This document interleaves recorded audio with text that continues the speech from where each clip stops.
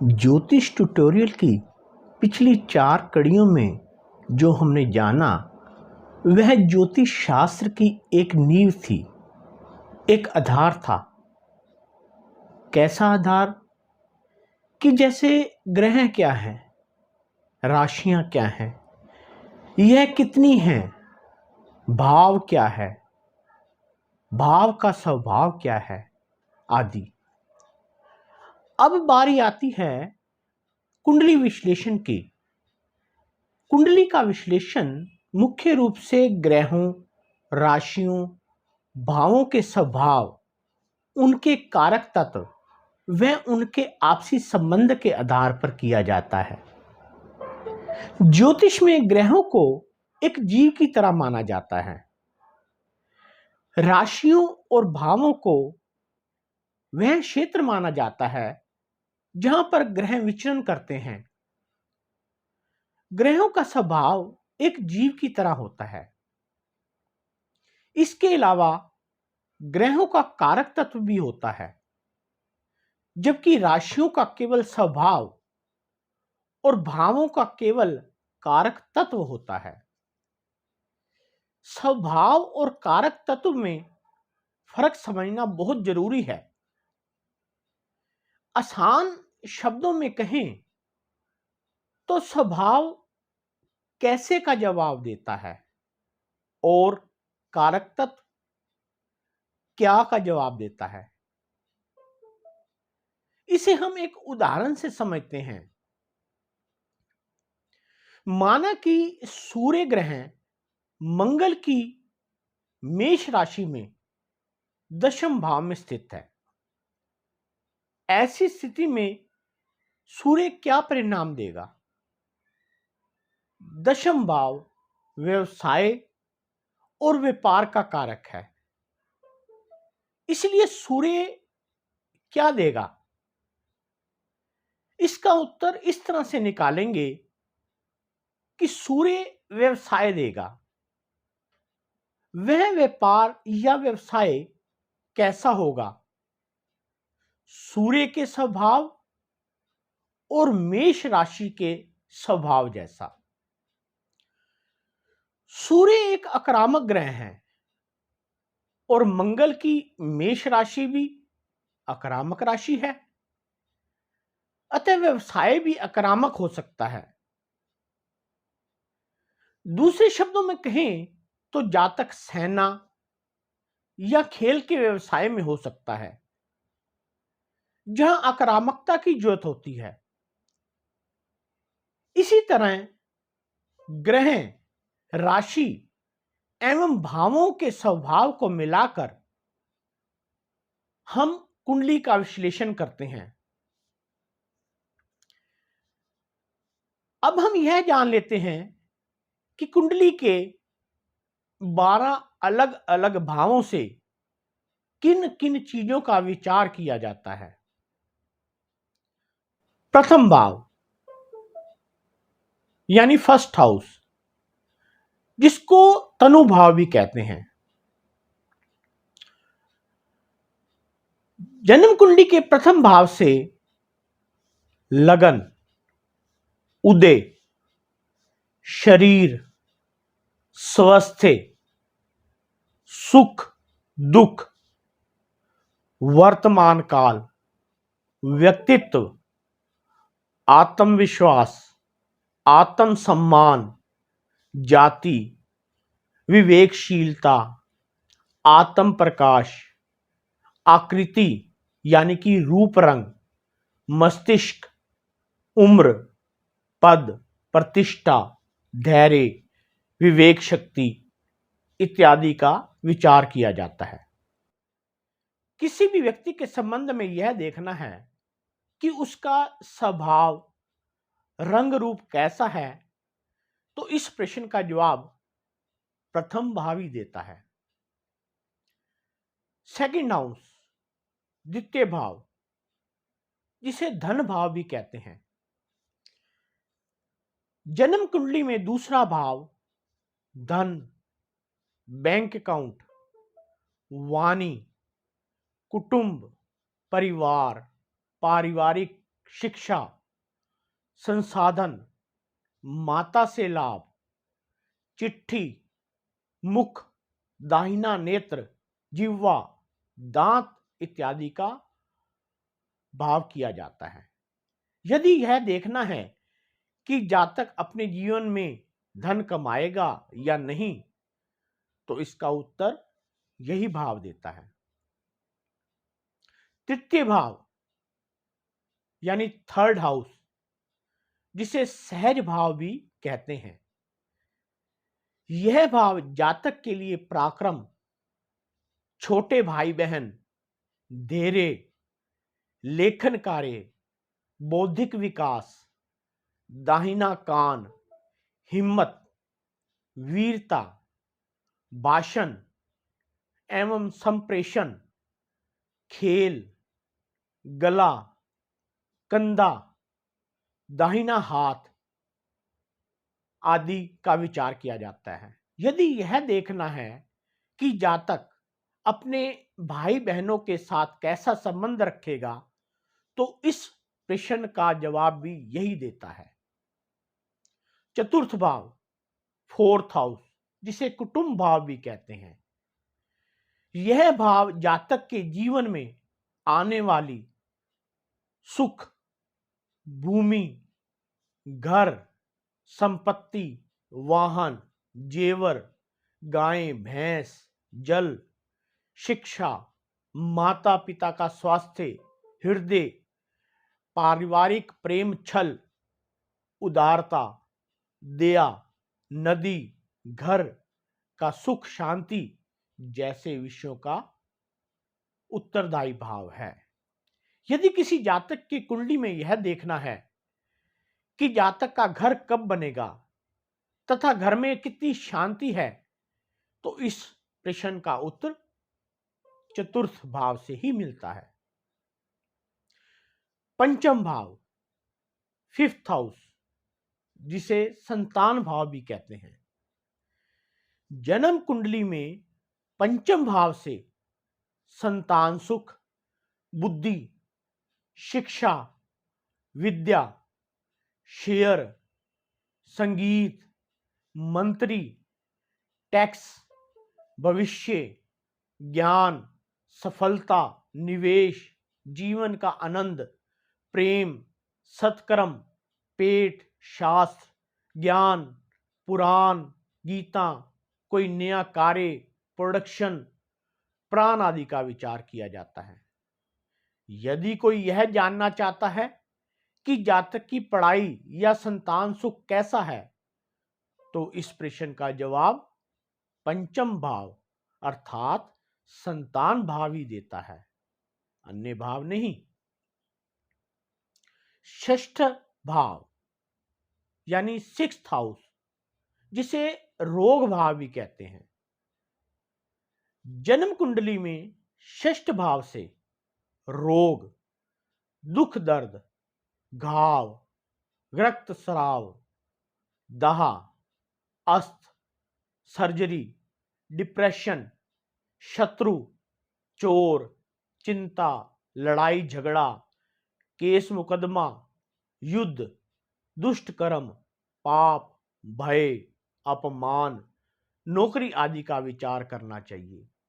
यदि कोई यह जानना चाहता है कि जातक का स्वास्थ्य कैसा रहेगा या किसी केस जो अदालत में चल रहा है में उसकी जीत होगी या नहीं, तो इस प्रश्न का जवाब षष्ठ भाव ही देगा, अन्य भाव नहीं। सप्तम भाव यानी सेवंथ हाउस, जिसे विवाह भाव भी कहते हैं, जन्म कुंडली में सप्तम भाव से पति पत्नी, हृदय की इच्छाएं, मार्ग, लोक, व्यवसाय, साझेदारी में कार्य, विवाह, कामेच्छा, लंबी यात्रा आदि पर विचार किया जाता है। इस भाव को पत्नी व पति अथवा विवाह भाव भी कहा जाता है। यदि कोई यह जानना चाहता है कि जातक की पत्नी व पति कैसा होगा या साझेदारी में किया गया कार्य सफल होगा या नहीं का विचार किया जाता है, अन्य भाव नहीं। अष्ट हाउस, एट हाउस यानी कि अष्टम भाव, जिसे मृत्यु भाव भी कहते हैं। जन्म कुंडली में अष्टम भाव से मृत्यु, आयु, मांगल्य यानी स्त्री का सौभाग्य या पति का जीवित रहना, परेशानी, मानसिक बीमारी, संकट, कलेश, बदनामी, अपने नौकर चाकर, बवासीर रोग, गुप्त स्थान के रोग, गुप्त विद्या, पैतृक संपत्ति, धर्म में आस्था और विश्वास, गुप्त क्रियाओं, तंत्र मंत्र, अनसुलझे विचार, चिंता आदि का विचार किया जाता है। इस भाव को मृत्यु का भाव भी कहा जाता है। यदि किसी की मृत्यु का विचार करना है तो यह भाव ही इस बारे में सक्षम है। नवम भाव यानी कि 9th हाउस, जिसे कि भाग्य भाव भी कहते हैं। जन्म कुंडली में निर्धारित नवम भाव से हमें भाग्य, धर्म, अध्यात्म, भक्ति, आचार्य, गुरु, देवता, पूजा, विद्या, प्रवास, तीर्थ यात्रा, बौद्धिक विकास और दान इत्यादि का विचार करना चाहिए। इस स्थान को भाग्य स्थान तथा त्रिकोण भाव भी कहा जाता है। यह भाव पिता का भी भाव माना जाता है। इसी भाव को पिता के लिए लगन मानकर उनके जीवन के संबंध में महत्वपूर्ण भविष्यवाणी की जाती है। यह भाव हमें बताता है कि हमारी मेहनत और अपेक्षा में भाग्य क्या क्या रोल रहेगा। क्या जितना मेहनत जातक कर रहा है उसके अनुरूप उसे भाग्य फल मिलेगा या नहीं। क्या तरक्की में भाग्य जातक का साथ देगा या नहीं।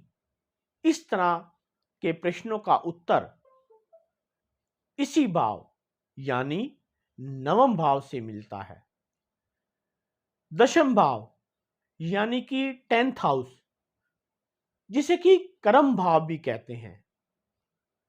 जन्म कुंडली में निर्धारित दशम भाव से राज्य, मान सम्मान, प्रसिद्धि, नेतृत्व, पिता, नौकरी, संगठन, प्रशासन, जय, यश, यज्ञ, हुकूमत, गुण, आकाश, स्किल, व्यवसाय, नौकरी तथा व्यवसाय का प्रकार इत्यादि का विचार इसी भाव से किया जाता है। कुंडली में दशम भाव को कर्म भाव भी कहा जाता है। यदि कोई यह जानना चाहता है कि जातक कौन सा काम करेगा, व्यवसाय में सफलता मिलेगी या नहीं, जातक को नौकरी कब मिलेगी और मिलेगी तो स्थायी होगी या नहीं, इत्यादि का विचार इसी भाव से किया जाता है। एकादश भाव यानी कि 11th हाउस, जिसे लाभ भाव भी कहते हैं। जन्म कुंडली में निर्धारित एकादश भाव से लाभ, आय, संपत्ति, सिद्धि, वैभव, ऐश्वर्य, कल्याण, बड़ा भाई बहन, बायां कान, वाहन, इच्छा, उपलब्धि, शुभ कामनाएं, धैर्य, विकास और सफलता इत्यादि का विचार किया जाता है।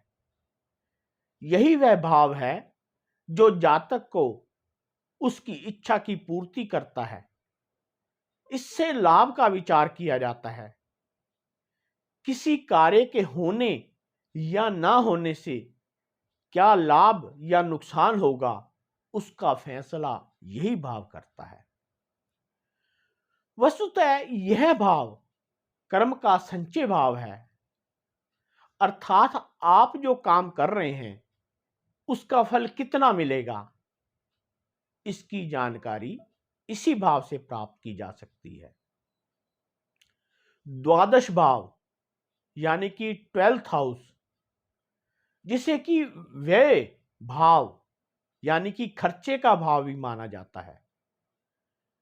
जन्म कुंडली में निर्धारित द्वादश भाव से व्यय, हानि, रोग, दंड, जेल, अस्पताल, विदेश यात्रा, धैर्य, दुख, पैर, बायां नेत्र, दरिद्रता, चुगलखोर, शैया सुख, ध्यान और मोक्ष आदि का विचार किया जाता है।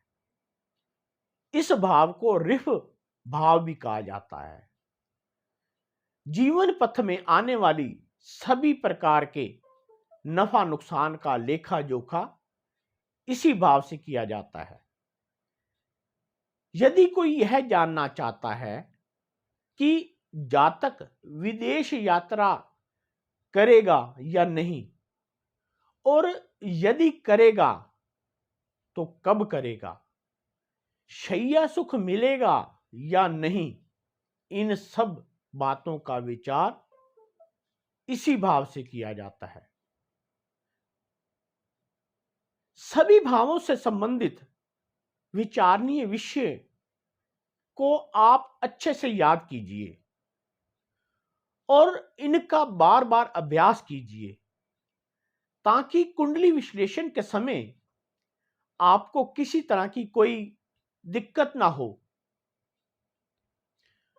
ज्योतिष ट्यूटोरियल की आज की इस कड़ी में आज सिर्फ इतना ही। इसके आगे के पाठ्यक्रम के साथ जल्दी मिलेंगे। धन्यवाद। आपका दिन मंगलमय हो।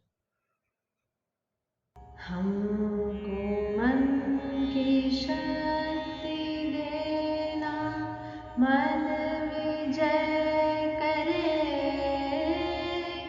दूसरों की जैसे पहले खुद को जय